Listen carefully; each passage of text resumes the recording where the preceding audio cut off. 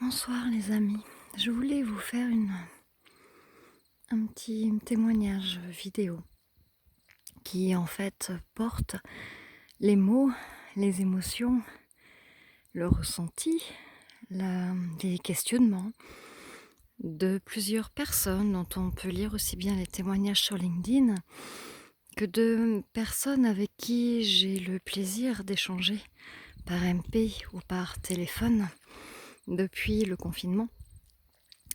Et il y a quelque chose qui ressort beaucoup. Déjà, la recherche d'emploi, c'est une période qui est très compliquée de remise en question. Je vous ferai un autre sujet là-dessus. La période de confinement, elle va encore plus appuyer où ça fait mal. Tous les professionnels avec qui, peut-être vous aussi, avez pu échanger, peut-être que vous-même, vous êtes en recherche d'emploi, il revient toujours ceci. Le confinement fait mal.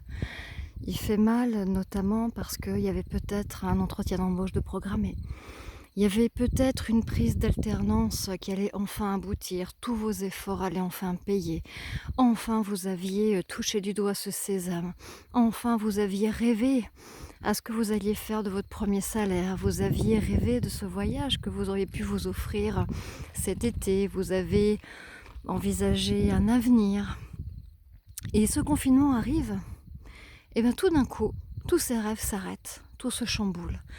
Et les mots qu'on entend, c'est «j'ai perdu mon temps», c'est du temps de perdu, c'est de l'argent de perdu, faut tout recommencer, c'est décourageant, c'est démotivant.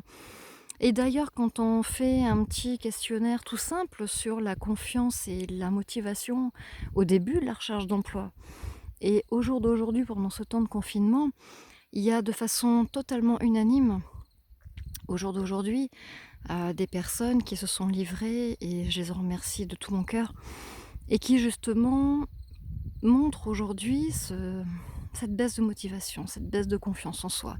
Parce qu'en réalité, on ne sait plus de quoi demain sera fait.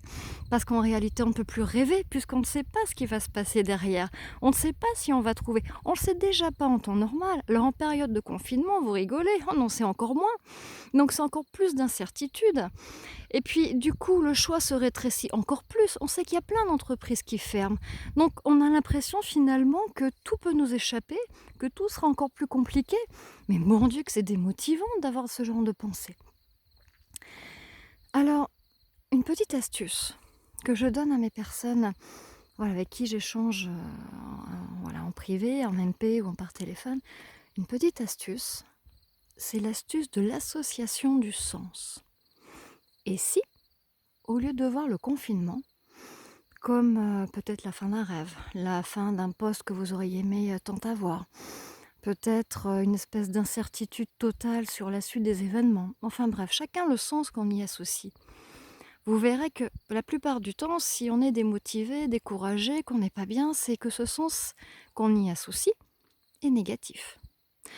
S'il est négatif, on se nourrit du coup de ce sens-là. Il nous pollue, il nous intoxique, il va jouer sur notre morale, notre motivation.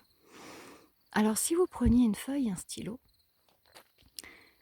et que vous décriviez réellement ce que vous ressentez aujourd'hui, que vous utilisiez vraiment vos mots à vous.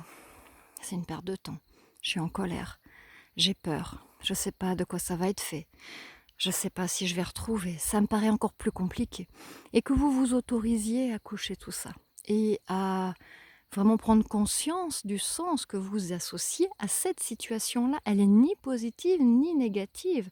De toute façon, quoi que vous pensiez, quoi que vous fassiez, vous ne changerez rien à la situation du confinement. Donc la vraie question, c'est qu'est-ce que vous en faites? Mais pour en faire quelque chose, pour redevenir acteur, pour ne plus la subir, pour retrouver de la motivation et de l'énergie, il faut changer le sens que vous lui attribuez. Donc réfléchissez bien, posez sur un papier justement comment vous vivez vraiment et sincèrement cette situation. Qu'est-ce que ça vous fait ressentir? Qu'est-ce que ça vous fait vivre aujourd'hui? À quoi vous avez peut-être dû renoncer? Quelles sont vos peurs? Quels étaient les rêves que vous nourrissiez et que ce confinement a peut-être mis de côté? Alors justement, une fois que vous avez posé tout ça, si vous faisiez le chemin inverse, c'est-à-dire que on va au contraire réfléchir à ce que ce confinement peut apporter.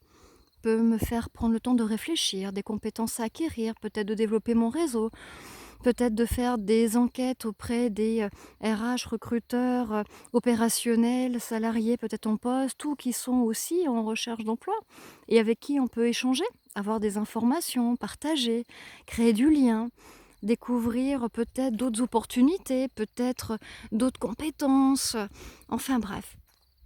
Et si vous y associez un autre sens, là, là du coup vous retrouvez toute possession de cette situation. Et là, du coup, vous pourrez avancer 1000 fois mieux et 1000 fois plus fort. Je vous souhaite une très belle soirée, mes amis. Prenez soin de vous. On est très nombreux sur ce réseau à se soutenir, à s'encourager, à se partager des messages de bienveillance, de soutien. Donc nourrissez-vous-en, partagez-les. Faites-vous aussi des messages de soutien, partagez votre vécu, ça peut nourrir d'autres personnes. LinkedIn est un réseau absolument magnifique. J'ai toute confiance en vous. Alors, dormez bien, revoyez vos rêves, revoyez le sens que vous y accordez à tout ça, et faites de votre vie ce que vous voulez qu'elle soit, et agissez dès demain matin. Bonne nuit.